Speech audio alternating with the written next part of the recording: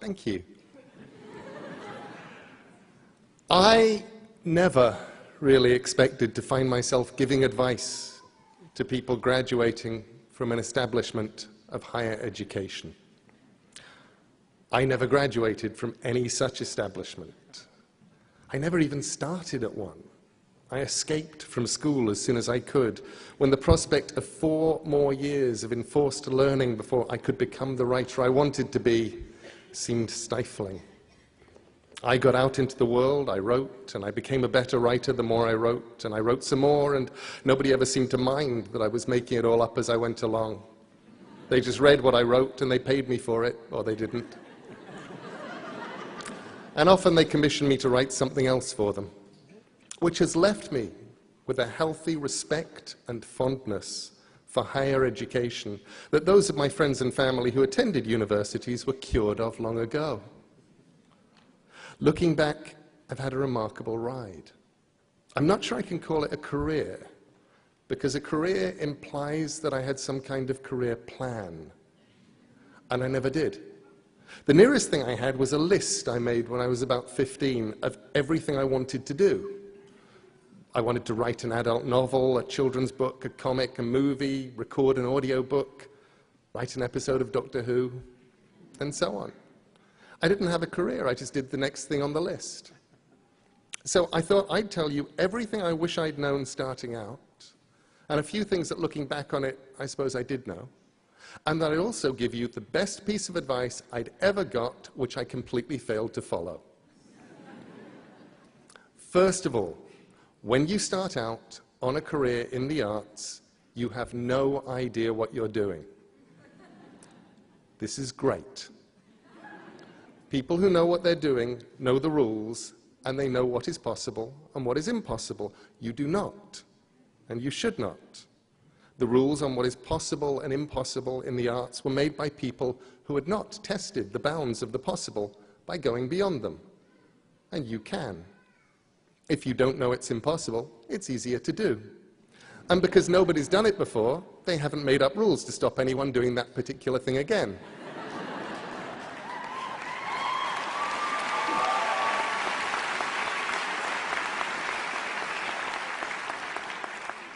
Secondly, if you have an idea of what you want to make, what you were put here to do, then just go and do that. And that's much harder than it sounds, and sometimes in the end so much easier than you might imagine. Because normally there are things you have to do before you can get to the place you want to be. I wanted to write comics and novels and stories and films, so I became a journalist, because journalists are allowed to ask questions and to simply go and find out how the world works. And besides, to do those things, I needed to write, and to write well. And I was being paid to learn how to write economically, crisply, sometimes under adverse conditions, and on deadline. Sometimes the way to do what you hope to do will be clear-cut, and sometimes it'll be almost impossible to decide whether or not you're doing the correct thing, because you'll have to balance your goals and hopes with feeding yourself, paying debts, finding work, settling for what you can get. Something that worked for me was imagining that where I wanted to be, which was an author, primarily of fiction, making good books, making good comics, making good drama, and supporting myself through my words. Imagining that was a mountain, a distant mountain, my goal. And I knew that as long as I kept walking towards the mountain, I'd be all right. And when I truly was not sure what to do, I could stop and think about whether it was taking me towards or away from the mountain. I said no to editorial jobs on magazines, proper jobs that would have paid proper money, because I knew that, attractive though they were, for me, they would have been walking away from the mountain. And if those job offers had come earlier, I might have taken them, because they still would have been closer to the mountain than I was at that time. I learned to write by writing. I tended to do anything as long as it felt like an adventure, and to stop when it felt like work, which meant that life did not feel like work. Thirdly, when you start out, you have to deal with the problems of failure. You need to be thick-skinned to learn that not every project will survive. A freelance life, a life in the arts, is sometimes like putting messages in bottles on a desert island and hoping that someone will find one of your bottles and open it and read it and put something in a bottle that will wash its way back to you. Appreciation or a commission or money or love. And you have to accept that you may put out hundreds of things for every bottle that winds up coming back. The problems of failure are problems of discouragement, of hopelessness, of hunger. You want everything to happen and you want it now, and things go wrong. My first book, a piece of journalism I'd done only for the money, and which had already bought me an electric typewriter from the Advance, should have been a bestseller. It should have paid me a lot of money if the publisher hadn't gone into involuntary liquidation between the first print run selling out and the second print run never happening, and before any royalties could be paid. It would have done. And I shrugged, and I still had my electric typewriter and enough money to pay the rent for a couple of months, and I decided that I'd do my best in future not to write books just for the money. If you didn't get the money, then you didn't have anything. And if I did work I was proud of, and I didn't get the money, at least I'd have the work. Every now and then, I forget that rule. And whenever I do, the universe kicks me hard and reminds me. I don't know that it's an issue for anybody but me, but it's true that nothing I did, where the only reason for doing it was the money, was ever worth it, except as bitter experience. Usually I didn't wind up getting the money either. The things I did because I was excited and wanted to see them exist in reality have never let me down, and I've never regretted the time I spent on any of them. The problems of failure are hard. The problems of success can be harder because nobody warns you about them. The first problem of any kind of even limited success is the unshakable conviction that you're getting away with something, and that any moment now they will discover you.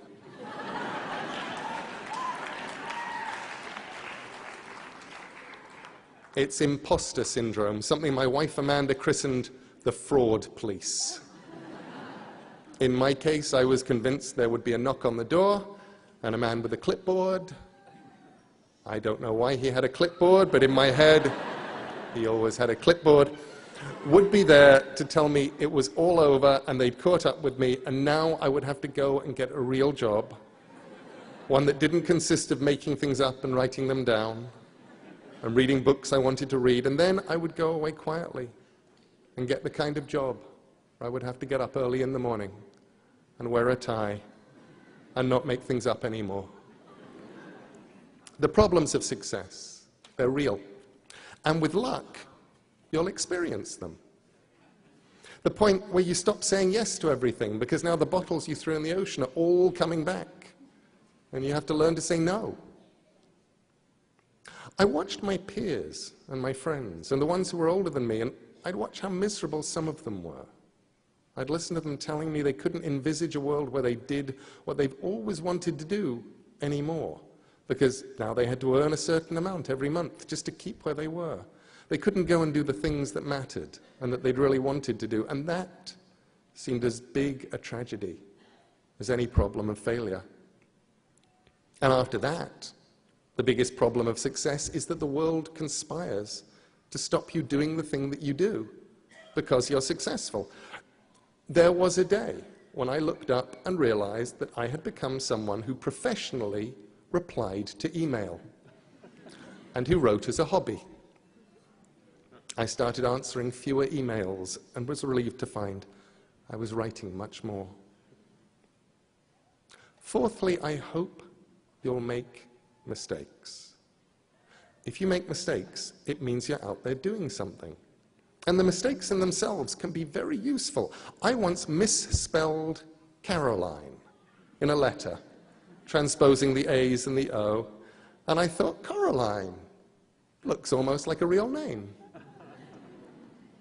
Remember, whatever discipline you're in, whether you're a musician or a photographer, a fine artist or a cartoonist, a writer, a dancer, a singer, a designer, whatever you do, you have one thing that's unique. You have the ability to make art. And for me, And for so many of the people I've known, that's been a lifesaver. The ultimate lifesaver. It gets you through good times and it gets you through the other ones. Sometimes life is hard. Things go wrong in life and in love and in business and in friendship and in health and in all the other ways that life can go wrong.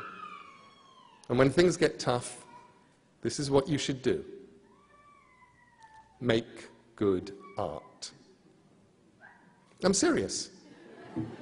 Husband runs off with a politician, make good art. Leg crushed and then eaten by a mutated boa constrictor, make good art. IRS on your trail, make good art. Cat exploded, make good art. Someone on the internet thinks what you're doing is stupid or evil or it's all been done before, make good art. Probably things will work out somehow, and eventually time will take the sting away, and that doesn't even matter. Do what only you can do best. Make good art. Make it on the bad days, and make it on the good days too. And fifthly, while you're at it, make your art. Do the stuff that only you can do. The urge starting out is to copy, and that's not a bad thing. Most of us only find our own voices after we've sounded like a lot of other people.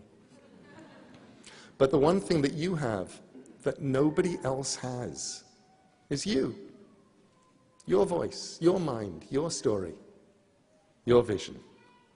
So write and draw and build and play and dance and live as only you can. The moment that you feel that just possibly you're walking down the street naked, exposing too much of your heart and your mind and what exists on the inside, showing too much of yourself, that's the moment you may be starting to get it right. The things I've done that worked the best were the things I was the least certain about. The stories where I was sure they'd either work or more likely be the kind of embarrassing failures that people would gather together and discuss until the end of time. They always had that in common. Looking back at them, people explain why they were inevitable successes, and when I was doing them, I had no idea. I still don't. And where would be the fun in making something you knew was going to work? And sometimes the things I did really didn't work. There are stories of mine that have never been reprinted. Some of them never even left the house. But I learned as much from them as I did from the things that worked. Okay, sixthly, I'm going to pass on some secret freelancer knowledge. Secret knowledge is always good, and it's useful for anyone who ever plans to create art for other people, to enter a freelance world of any kind. I learned it in comics, but it applies to other fields too, and it's this. People get hired because somehow they get hired. In my case, I did something which these days would be easy to check and would get me into a lot of trouble, and when I started out in those pre-internet days seemed like a sensible career strategy. When I was asked by editors who I'd written for, I lied.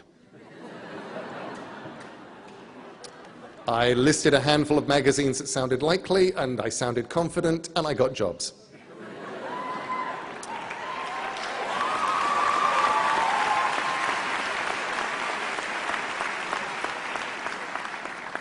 I then made it a point of honor to have written something for each of the magazines I'd listed to get that first job. So that I hadn't actually lied, I'd just been chronologically challenged. But you get work however you get work. But people keep working in a freelance world. And more of today's world is freelance. Because their work is good. And because they're easy to get along with. And because they deliver the work on time. And you don't even need all three. 2 out of 3 is fine. People will tolerate how unpleasant you are if your work is good and you deliver it on time. People will forgive the lateness of your work if it's good and they like you. And you don't have to be as good as everyone else if you're on time, and it's always a pleasure to hear from you.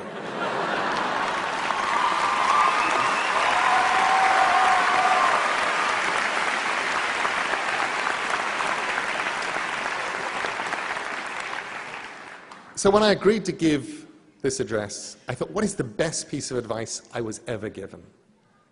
And I realized that it was actually a piece of advice that I had failed to follow. And it came from Stephen King. It was 20 years ago at the height of the success, the initial success of Sandman, the comic I was writing.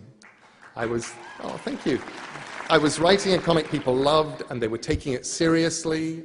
And Stephen King liked Sandman, and my novel with Terry Pratchett, Good Omens, and he saw the madness that was going on, the long signing lines, all of that stuff. And his advice to me was this. He said, this is really great. You should enjoy it. And I didn't. Best advice I ever got that I ignored. Instead, I worried about it. I worried about the next deadline, the next idea, the next story.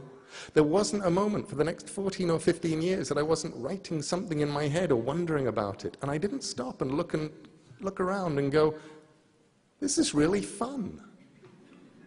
I wish I'd enjoyed it more. It's been an amazing ride, but there were parts of the ride I missed because I was too worried about things going wrong, about what came next to enjoy the bit that I was on. That was the hardest lesson for me, I think, to let go and enjoy the ride, because the ride takes you to some remarkable and unexpected places. And here on this platform, today for me, is one of those places. And I am enjoying myself immensely.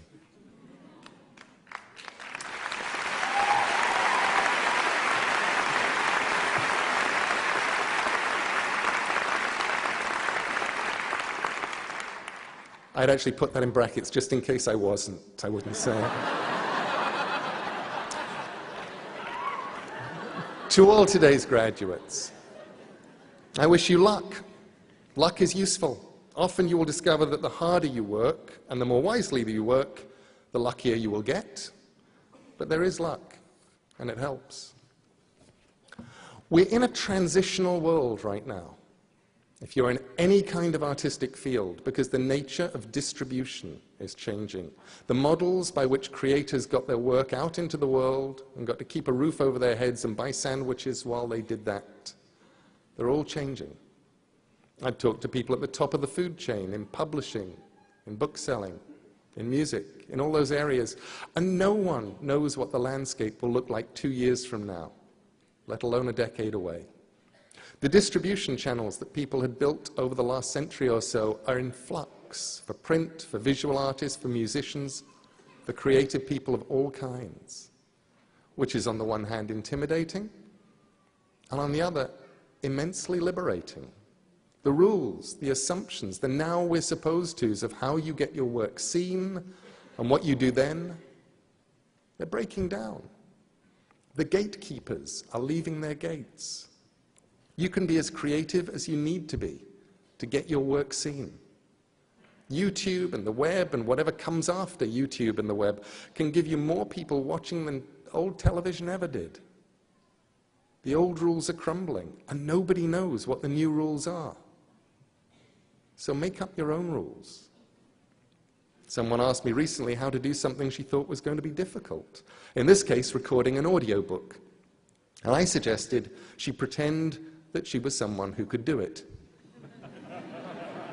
Not pretend to do it, but pretend she was someone who could. She put up a notice to this effect on the studio wall, and she said it helped. So be wise, because the world needs more wisdom.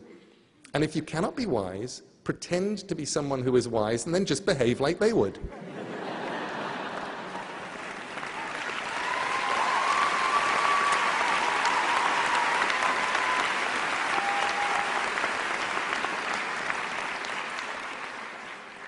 And now go and make interesting mistakes, make amazing mistakes, make glorious and fantastic mistakes, break rules, leave the world more interesting for your being here.